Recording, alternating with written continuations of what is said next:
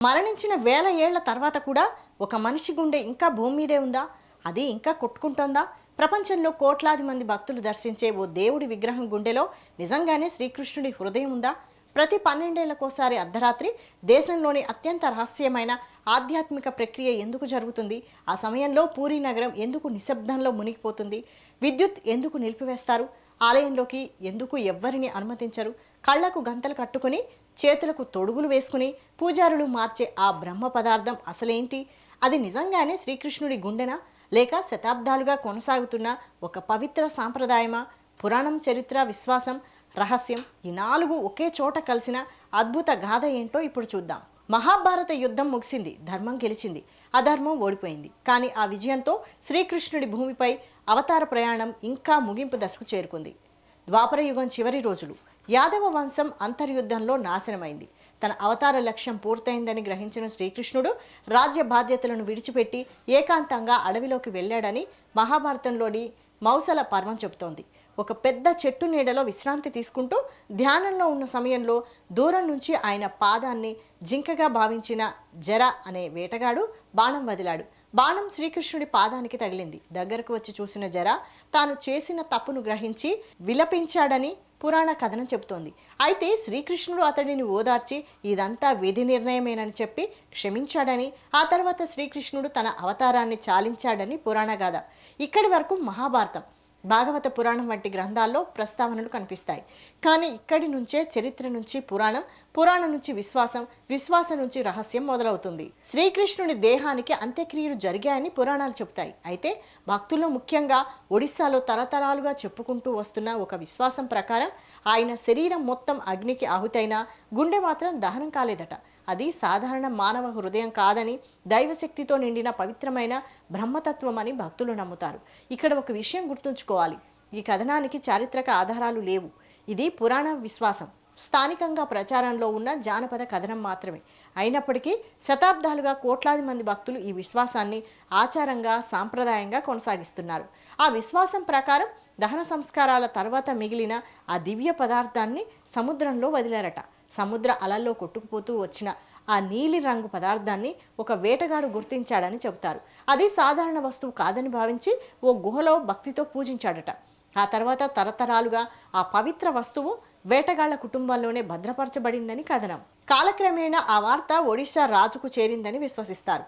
అదే సమయంలో జగన్నాథుడి ఆలయ నిర్మాణం, దారు విగ్రహాల ప్రతిష్టాపన జరుగుతున్న కాలం.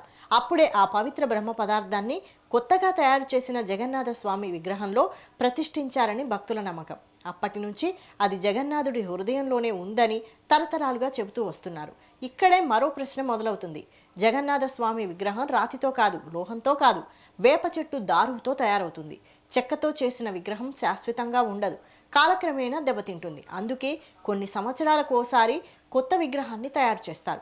అయితే పాత విగ్రహంలో ఉన్న బ్రహ్మ పదార్థాన్ని కొత్త విగ్రహంలోకి మార్చే సాంప్రదాయం శతాబ్దాలుగా కొనసాగుతోంది. ఈ ప్రక్రియను నవకలేబర అంటారు. నవ అంటే కొత్త, కలేబర అంటే శరీరం, అంటే దేవుడికి కొత్త శరీరం ఇవ్వడం. ఇది ప్రతి 12 సంవత్సరాలకు ఖచ్చితంగా జరగదు. హిందూ పంచాంగంలో ఆషాఢ మాసం 2 సార్లు వచ్చే ప్రత్యేక సంవత్సరాల్లో మాత్రమే ఈ మహాక్రతువు నిర్వహిస్తారు. అందువల్ల కొన్నిసార్లు 8 సంవత్సరాలకు, మరికొన్నిసార్లు 12, 19 సంవత్సరాల తర్వాత కూడా జరగవచ్చు. నబకలేబర ప్రారంభానికి ముందే ప్రత్యేక లక్షణాలు ఉన్న పవిత్ర వేప చెట్ల కోసం అన్వేషణ మొదలవుతుంది. వాటిని దారుబ్రహ్మ చెట్లు అంటారు. ఏ చెట్టు పడితే ఆని ఎంపిక చేయరు. శాస్త్రాల్లో చెప్పిన అనేక లక్షణాలు ఉండాలి.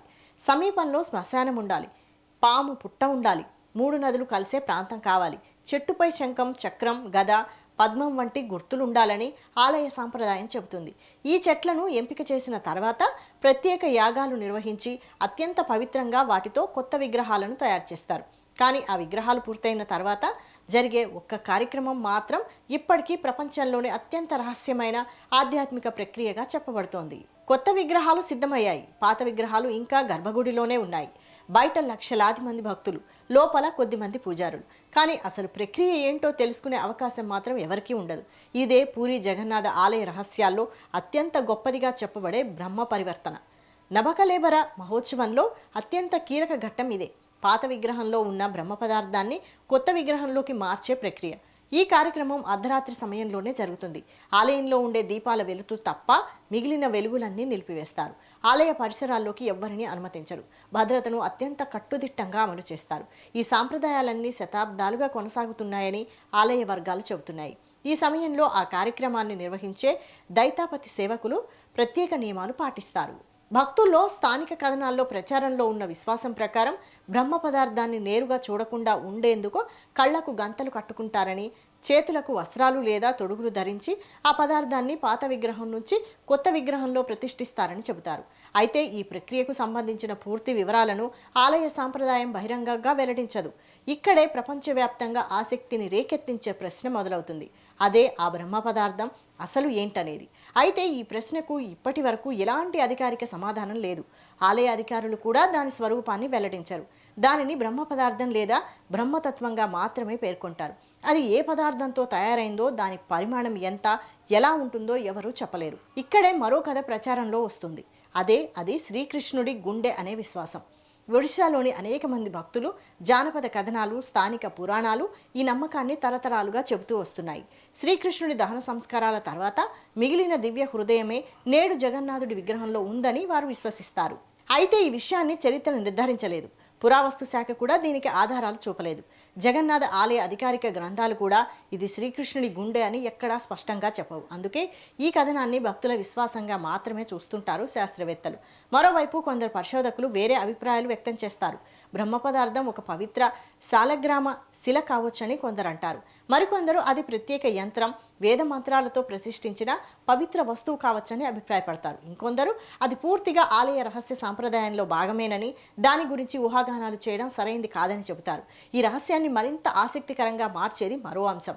నబకలేబరలో పాల్గొన్న దైతాపతి సేవకులు కూడా బ్రహ్మ పదార్థం గురించి బహిరంగంగా మాట్లాడరు. అది వారి సాంప్రదాయం, అది వారి ప్రమాణం. తరతరాలుగా అదే విధానాన్ని అనుసరిస్తూ వస్తున్నారు. అందుకే ఈ రహస్యం శతాబ్దాలుగా అలాగే కొనసాగుతోంది. ప్రపంచంలో ఎన్నో ఆలయాలు ఉన్నాయి, ఎన్నో సాంప్రదాయాలు ఉన్నాయి. కానీ దేవుడి విగ్రహానికే కొత్త శరీరం ఇచ్చి పవిత్ర తత్వాన్ని కొత్త శరీరంలోకి మార్చే ఆచారం మాత్రం పూరి జగన్నాథ ఆలయానికే ప్రత్యేకం. అందుకే ఈ ఆలయాన్ని కేవలం భక్తి కేంద్రంగా మాత్రమే కాకుండా ఆధ్యాత్మిక రహస్యాల నిలయంగా కూడా భావిస్తారు.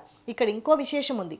కొత్త విగ్రహాల్లో బ్రహ్మ పదార్థం ప్రతిష్ఠించిన తర్వాత పాత విగ్రహాలను ఆలయ ప్రాంగణంలోని కోయిలీ వైకుంఠం అనే పవిత్ర స్థలంలో భూస్థాపితం చేస్తారు. ఇది కూడా శతాబ్దాలుగా కొనసాగుతున్న సాంప్రదాయం. అయితే పాత శరీరం భూమిలో కలుస్తుంది, కానీ బ్రహ్మతత్వం మాత్రం కొత్త శరీరంలో కొనసాగుతూనే తాత్విక భావన ఇందులో కనిపిస్తుంది. భారతీయ ఆధ్యాత్మిక సాంప్రదాయంలో శరీరం శాశ్వతం కాదు, ఆత్మే శాశ్వతం అనే సిద్ధాంతం ఉంది. నబకలేబర సాంప్రదాయం కూడా అదే తత్వాన్ని ప్రతిబింబిస్తుందని పండితులు వివరిస్తారు. అందుకే చాలామంది భక్తులు బ్రహ్మ పదార్థాన్ని శ్రీకృష్ణుని తత్వానికి ప్రతీకగా భావిస్తారు. అదే కాలక్రమంలో శ్రీకృష్ణుడి గుండె అనే ప్రజా విశ్వాసంగా మారిందని కూడా కొందరు చరిత్రకారులు అభిప్రాయపడుతున్నారు.